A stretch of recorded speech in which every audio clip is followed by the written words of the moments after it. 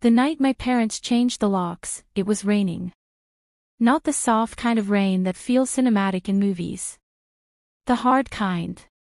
The kind that soaks through a jacket in 40 seconds and makes it impossible to tell if you are crying or just wet. I was 19 years old.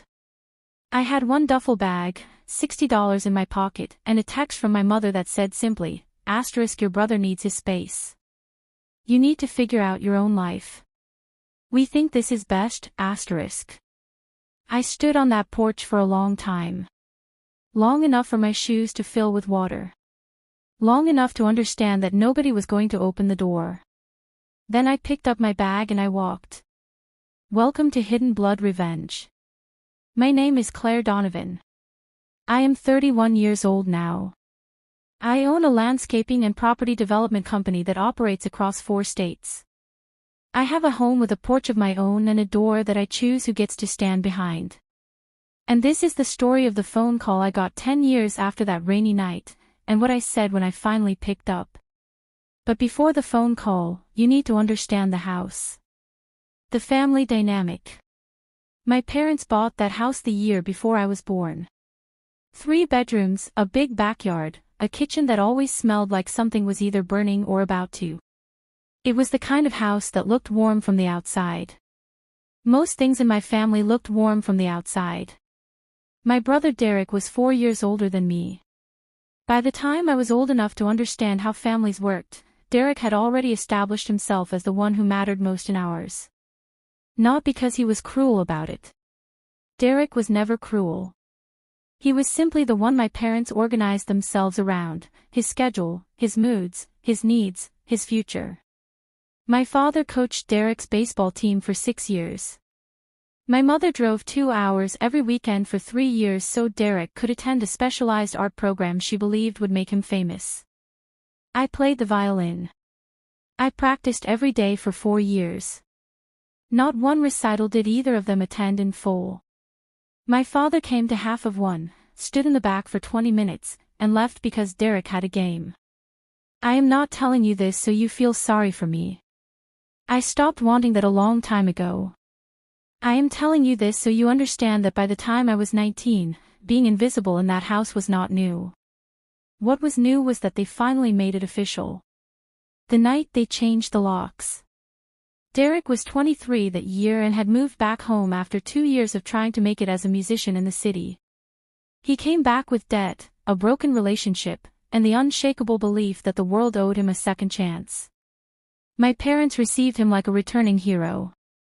My mother made his favorite meals. My father cleared out the garage so Derek could set up a recording studio. The problem was space. Specifically, my space. My bedroom shared a wall with Derek's new studio and Derek kept late hours. I asked once, politely, if he could use headphones after midnight. Derek complained to my parents that I was being unsupportive of his art. 3 days later my mother called me into the kitchen and told me that Derek needed room to grow and that I was 20 now. She miscounted, I was still 19 for 2 more weeks, and that it was time for me to find my own way. I asked where I was supposed to go. She said she was sure I would figure something out. I had always been the capable one. I went to my room and sat on my bed and looked at the walls I had lived inside for 19 years. My violin was in the corner. My books were stacked by the window. My whole life was in that room and I had 2 days to decide what to take because 2 days was what they gave me. I took the duffel bag. I took my documents. I took $60 from my savings and I left the violin because I knew if I carried it out I would cry and I was not going to cry in front of that house. It was raining when I left. Derek was in the garage recording. My parents did not come to the door. The first place I lived was a room in a house shared by 6 other people. It cost me $280 a month, which was everything I had and then some. The room had a single window that faced a brick wall, a mattress that belonged to the previous tenant, and a radiator that made a sound like someone was trapped inside it every night between 2 and 4 in the morning. I lay on that mattress the first night and stared at the ceiling and made myself a promise. Not a dramatic one. Not the kind you shout into the rain in movies. A quiet one. The kind you make when you are so tired that drama feels like too much energy. I promised myself I would never need them to open a door for me again. The next morning I got up and found a job. It was not a good job. It was a landscaping crew job that paid $9 an hour and started at 5:30 in the morning and involved pulling weeds from the yards of people who would never learn my name. I took it because it was available and I needed money that day, not next week. I showed up the next morning in the dark and I worked until my hands blistered and then I worked some more. I was good at it. Not the weeding specifically. The seeing. I could look at a yard and understand what it wanted to be. Which corner needed light? Which wall needed something climbing it?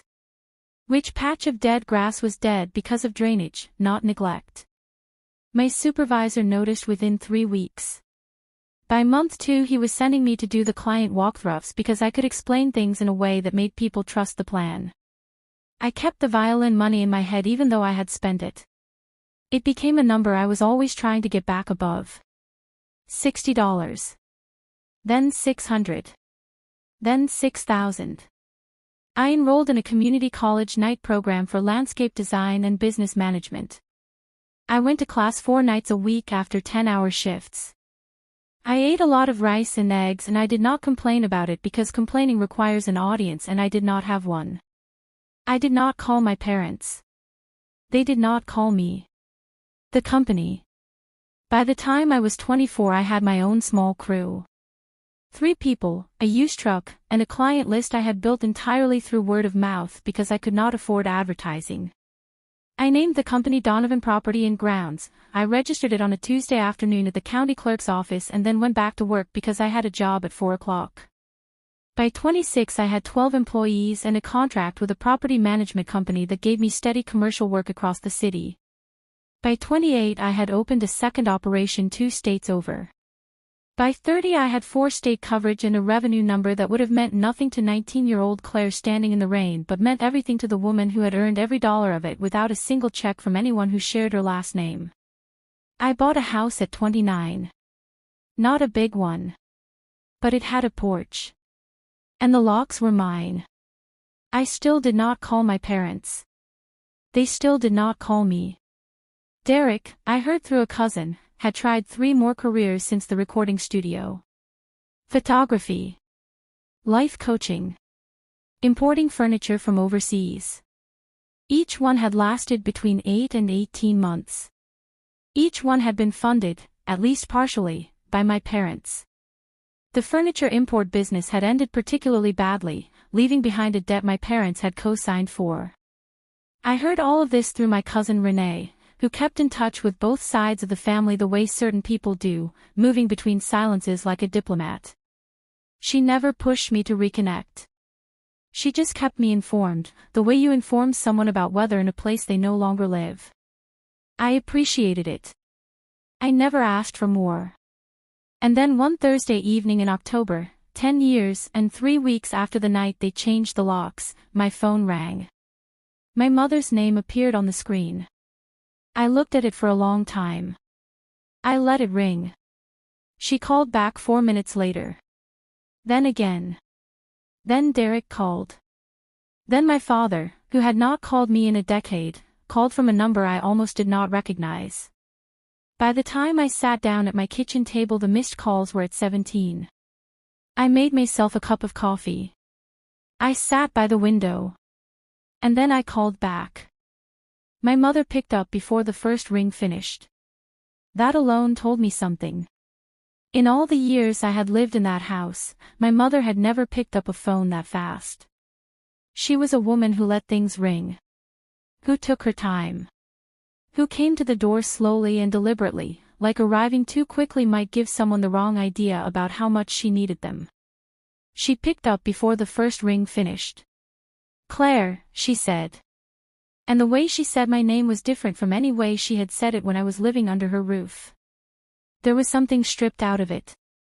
Something that had always been there before, a faint distance, a mild surprise that I was the one calling, was gone. What was left was just my name, and underneath it, something that sounded a lot like fear. "Mom," I said. Asterisk, what happened? Asterisk. It was not a question. I already knew something had happened. 17 missed calls on a Thursday evening from people who had not dialed my number in 10 years do not happen because everything is fine. She told me the truth.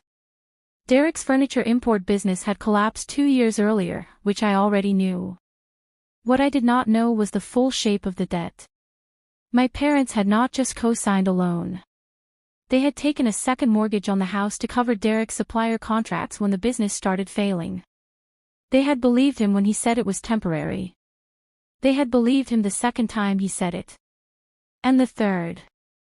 The house was now 3 payments behind on that second mortgage. Derek, my mother told me in a voice that kept almost breaking and then catching itself, had moved out 6 months ago.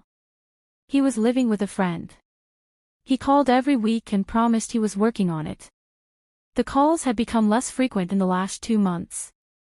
My father, she said, had not been sleeping. The reason they were calling me, she said, and here her voice did break, just slightly, just at the edge, was that they needed help. Not alone, she said quickly, like she had rehearsed that part. Not anything I was not comfortable with. Just. She paused. Just any kind of help I could think of. I sat at my kitchen table and I looked at my coffee going cold and I thought about a 19-year-old girl standing in the rain with $60 and a duffel bag and shoes full of water. I thought about 6 years of violin practice and not one full recital attended. I thought about the word capable, how my mother had used it that day in the kitchen like it was a compliment. Like being capable meant you did not need the same things other people needed. Like strength was a reason to be handed less. I thought about all of that for a long moment. And then I spoke. The answer. Mom, I said. Asterisk, I am going to say something and I need you to hear all of it before you respond. Asterisk. She said okay. Asterisk, I have spent 10 years building something. Alone. Without a co-signed loan or a cleared-out garage or a mother who cooked my favorite meals while I figured things out. I built it in a room with a radiator that kept me up at night and a mattress that was not mine and a job that started before the sun came up. I built it because you told me I was capable and for once in my life I decided to believe you. Asterisk. She was quiet. I am not going to give you money, I said. Asterisk, not because I do not have it. I do. But because the last time this family needed something, the answer was to hand it to Derek and show me the door. I am not the door anymore, Mom. I am not the one you come to when the other plan fails. Asterisk. I heard her breath on the line. What I will do, I said, asterisk, is give you the name of a financial advisor I trust. I will pay for the first 2 consultations. That is what I can offer. Not because I owe it. Because I choose to. Asterisk. She started to say something. I think it was my name. Tell Dad I hope he starts sleeping, I said. Asterisk, tell Derek I hope he finds something that sticks. Asterisk. And I hung up. I sat at my table for a long time after that. The coffee was completely cold. Outside my window the October trees were losing their leaves in the wind, slowly and without apology, the way things let go when they are finally ready. My phone lit up twice more that night. I did not answer. In the morning I called my financial advisor and arranged the consultations. I paid for them because I said I would and I have always done what I said I would. That is the difference between me and the story I came from. Donovan Property and Grounds closed its best quarter on record that December. Derek called me once, 4 months later. He asked if I had any openings in my company. I told him I would put his name on the list. I have a very long list.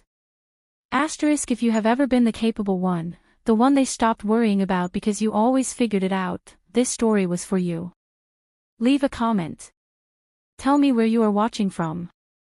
And subscribe for the next one, asterisk. Asterisk, this is Hidden Blood Revenge. Where the quiet ones finally tell their side, asterisk.